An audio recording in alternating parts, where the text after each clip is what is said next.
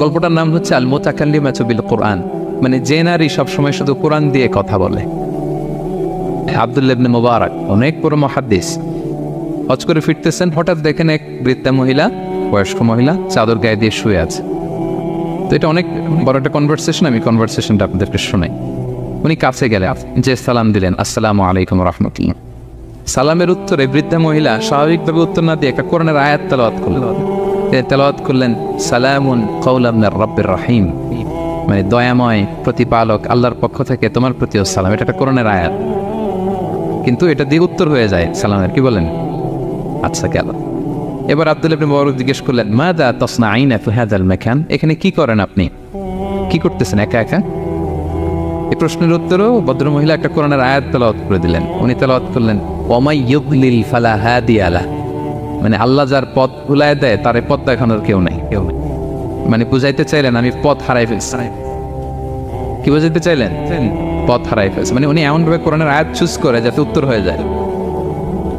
তো এবার উনি জিজ্ঞেস করলেন আইনা তুরিদিন, তো পথ হারাই ফেলছেন তো বুঝলাম, আয়াত থেকে এটা বোঝা যায়, তো আপনি কোথায় যাচ্ছেন, ডেস্টিনেশন কোথায়? উনি আবার একটা আয়াত তেলাওয়াত করলেন সুবহানাল্লাযী আসরা বিআবদিহি লাইলাম মিনাল মাসজিদিল হারামি ইলাল মাসজিদিল আকসা। রাসূল সাল্লাল্লাহু আলাইহি ওয়াসাল্লাম মেরাজের আগে যে ইসরা হয়েছিল, মসজিদুল হারাম থেকে মসজিদুল আকসা রাসূল সাল্লাল্লাহু আলাইহি ওয়াসাল্লাম আল্লাহ নিয়েছিলেন, এটা তেলাওয়াত করলেন। তো বুঝাতে চাইলেন আমিও আপনার মতো হজে আসছিলাম মসজিদুল হারামে, আর যাচ্ছি মসজিদুল আকসা, মানে ফিলিস্তিন আমার বাড়ি। মসজিদুল আকসা কোন দেশে? দেশে ফিলিস্তিনে। আয়াত এমনভাবে উনি পিক করেন যাতে করে উত্তর হয়ে যায়। উনি বুঝাতে চাইলেন আমিও হজ করতে এসেছিলাম, যাচ্ছি কোথায়? কোথায়? ফিলিস্তিন, মসজিদুল আকসা যে দেশে আছে। তো উনিও বুঝে গেলেন যে তাহলে আপনি মসজিদুল আকসায় যাচ্ছেন। এবার জিজ্ঞেস করলেন আনতুম মুনযু কাম ফি হাযাল মাকান, তো এখানে একা একা পড়ে আছেন কয়দিন? আবার কোরআনের আয়াত সালাসা লায়ালিন সাবিয়া, টানা 3 দিন 3 রাত এখানে আছে, এটা কোরআনের আয়াত। আবার জিজ্ঞেস করলেন উনি মা আরা মাআকি তাআমান তাকুলিন, তো একা যে পড়ে আছেন আবার 3 দিন, তো আপনি খাচ্ছেন কি, বেঁচে আছেন কিভাবে? ভদ্রমহিলা আবার একটা আয়াত তেলাওয়াত করলেন। তিনি পড়লেন হুয়া ইউতঈমুনি ওয়া ইউসকিন, ইব্রাহিম আলাইহিস সালামের কথা, যে ওই আল্লাহ তাআলাই আমারে খাওয়ায়, আল্লাহই আমাকে পান করে, আল্লাহ তাআলা ব্যবস্থা করেছেন আবার। এইবার উনি অবাক হচ্ছেন, আমি এত বড় মুহাদ্দিস আব্দুল্লাহ ইবনে মুবারক ইমাম বুখারীর উস্তাদ, আমি স্বাভাবিকভাবে কথা বলি আর যাই প্রশ্ন করি একটা আয়াত তেলাওয়াত করে দেয় আর ওটাতে উত্তর হয়ে যায়। কি মহিলার সন্ধান পেলাম? তো উনি বলতেছে ফাবি আইয়ি শাইইন তাতাওয়াদ্দাইন, 3 দিন যে এখানে আছেন মরুভূমির বালুর মধ্যে, ওযু করেন কিভাবে? উনি আবার একটা আয়াত তেলাওয়াত করলেন ফাইন লাম তাজিদু মাআন ফাতায়াম্মামু সাঈদান তাইয়্যিবা, আল্লাহ আয়াতে বলেছেন যদি তোমরা পানি না পাও পবিত্র মাটি দিয়ে তায়াম্মুম করে নিও। তো বুঝাতে চাইলেন পানি নাই তো কি হয়েছে, বালু তো তায়াম্মুম করে নাও। আল্লাহু আকবার। এবার উনি বললেন ইন্না মাইয়া তাআমান আলা তাকুলিন, আমার ব্যাগে তো কিছু খাবার আছে, আপনি কিছু খাবেন? আবার কোরআনের আয়াত সুম্মা আতিম্মুস সিয়ামা ইলাল লাইল, আল্লাহ এক আয়াতে বলেছেন তোমরা রোজা ফজর থেকে শুরু করে সন্ধ্যা পর্যন্ত পূর্ণ করো। তো বুঝালেন আমি রোজা রাখছি, কি বুঝালেন? রোজা রেখেছি। এবার উনি একটু মাসালা খাটাইতে চাইলেন, ভাবলেন যে বুড়ি তুমি আমার সাথে শুধু কোরআন দিয়ে উত্তর দিচ্ছ, দাঁড়াও তোমাকে আমি আটকাইতেছি। উনি মাসালা খাটাইলেন যে ফাকুলতু লাহা লাইসা হাদা শাহরু রমাদান, তো রোজা রাখছেন মানে এটা তো রমজান মাস না, হজ করে ফিরতেছি আমরা জিলহজ মাসের শেষের দিক, কিসের রোজা? ওই মহিলা আবার একটা আয়াত তেলাওয়াত করলেন যে ওমান তাতাওয়া খায়রান ফাইনাল্লাহা শাকিরুন আলিম, আমি রমজানের ফরজ রোজা তো রাখিনি, এখন আমি নফল রোজা রেখেছি। আয়াতের অর্থ হচ্ছে তোমরা নফল যা করো এগুলো প্রতিদান আল্লাহ তোমাদের বুঝিয়ে দেবে। রমজান না ঠিক আছে জিলহজ, কিন্তু আমি কি রোজা রেখেছি? নফল রোজা। এইবার উনি ধরছেন মাসালা, এবার বলতেছে উবি হালান আল ইফতার ফিস সাফার, সফরে তো রোজা ভাঙা যায়, রোজা তো ভাঙা যায়, খান একটু। এবার উনি কোরআন থেকে আবার তেলাওয়াত করলেন ওয়া আনতা সুমু খায়রুল লাকুম ইন কুনতুম তা'লামুন, আল্লাহ যে আয়াতে বলেছেন যে সফরের রোজা ভাঙা জায়েজ আছে, ওই আয়াতের শেষে আবার আল্লাহ বলছেন যদি রাখো সব বেশি পাও। কেউ অসুস্থ হলে রোজা ভাঙবে, সফরের রোজা ভাঙবে, এই আয়াতের শেষে হচ্ছে ওয়া আনতা সুমু খায়রুল লাকুম ইন কুনতুম তা'লামুন, তবে রোজা যদি রাখো এটা ভালো যদি তোমরা বুঝতে। এবার উনি আর যাবে কোথায়? দিশেহারা হয়ে এবার জিজ্ঞেসই করে ফেলছে লিমাদা লা তুকাল্লিমিনি মিসলা মা উকাল্লিমুকি, আচ্ছা মা এবার বলেন আমি আপনার সাথে যেভাবে কথা বলি আপনি এইভাবে কথা বলেন না কেন? কিছু জিজ্ঞেস করলে কোরআনের আয়াত বলেন কেন? আমি কথা বলতেছি আপনি আমার সাথে এভাবে কথা বলেন, কিছু জিজ্ঞেস করলে কোরআনের আয়াত কেন? এইটার উত্তর উনি আর একটা কোরআনের আয়াত উনি পড়লেন মা ইয়ালফিযু মিন কাউলিন ইল্লা লাদাইহি রাকিবুন আতীদ। আল্লাহ বলেছেন তোমরা মুখ দিয়ে যাই বের করো এটা লিখে রাখার জন্য দুই কাঁধে রাকিব আতীদ আছে, তুলে রাখে। তার মানে আমি যে তোমার সাথে কথা বলতেছি প্রত্যেকটাই তো রেকর্ডেড হয়, রেজিস্টার্ড হয়।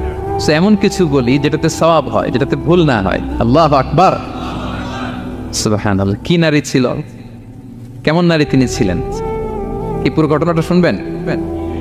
হ্যাঁ, শেষ করবো ঘটনাটা। আচ্ছা, তো উনি অবাক হলেন যে কি মহিলা, এরকম মহিয়সী গরিয়সী নারীও পৃথিবীতে আছে। তিনি বললেন ঠিক আছে মা, আপনি যেহেতু পথ হারাই ফেলছেন, আমার ওটটাকে আমি নিয়ে আসি।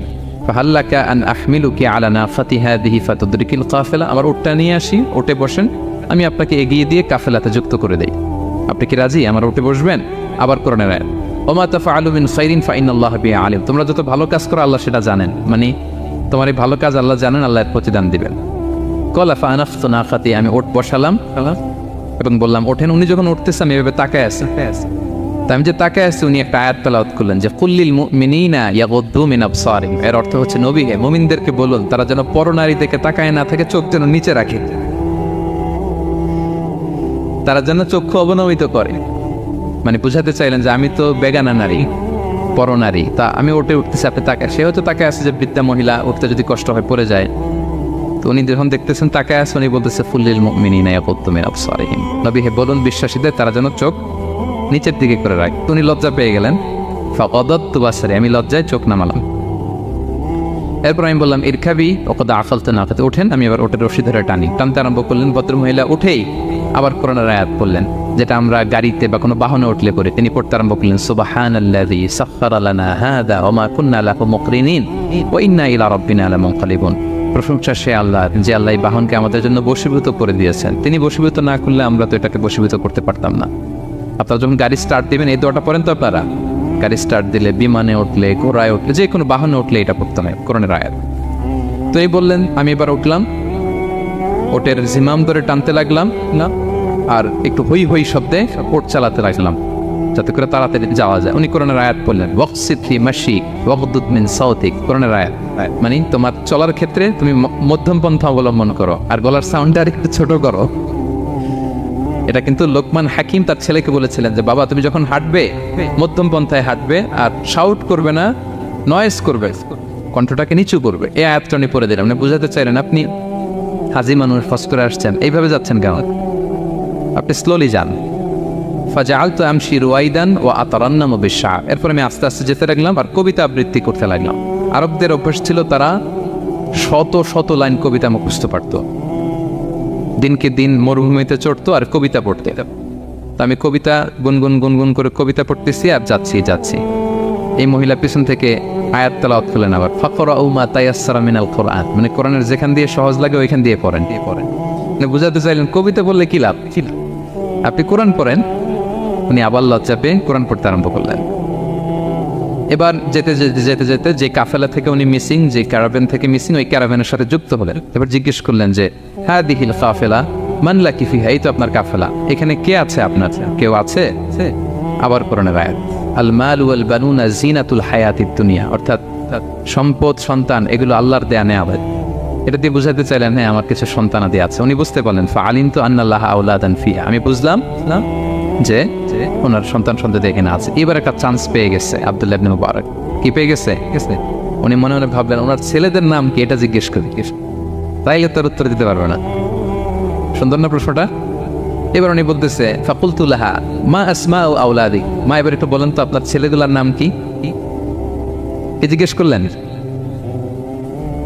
এটা তো আর নান্টু বল্টু সল্টু তো আর কোরআনে পাওয়া যায় না। আমরা নাম রাখি কি সল্টু বল্টু কোরআনে আছে নাই। তো উনি এবার চান্স নিলেন, এবার জিজ্ঞেস করি আপনার ছেলের নাম কি। এবার আর উত্তর থাকবে না, অনেকক্ষণ আমার সাথে এক করছে না। তো জিজ্ঞেস করতেছে লাহা ওয়ামা আসমাউ আওলাদিক, আপনার ছেলেদের নাম কি একটু বলেন তো। এই প্রশ্নের উত্তরে উনি 3টা আয়াত তেলাওয়াত করতেন। এতক্ষণ তো একটা, এখন কয়টা? এখন 3 নম্বর গিয়ারে চালাইতে। উনি প্রথম আয়াত তেলাওয়াত করলেন ওয়াত্তাখাযাল্লাহু ইব্রাহিমা খলিলা, এরপরে বললেন ওয়া কাল্লামাল্লাহু মূসা তাকলিমা, সবশেষে বললেন ইয়া ইয়াহইয়া খুযিল কিতাবা বিকুওয়া। আল্লাহু আকবার। আমি ইব্রাহিমকে খলিল হিসেবে নিয়েছি, মুসাকে কালিমুল্লাহ বানিয়েছি, এবং ইয়াহিয়াকে বলেছি হে ইয়াহিয়া তুমি তাওরাত কিতাবকে শক্ত করে ধরো। তার মানে বোঝাতে চাইলেন আমার বড় ছেলের নাম ইব্রাহিম, পরের ছেলের নাম মুসা, ছোট ছেলের নাম ইয়াহিয়া।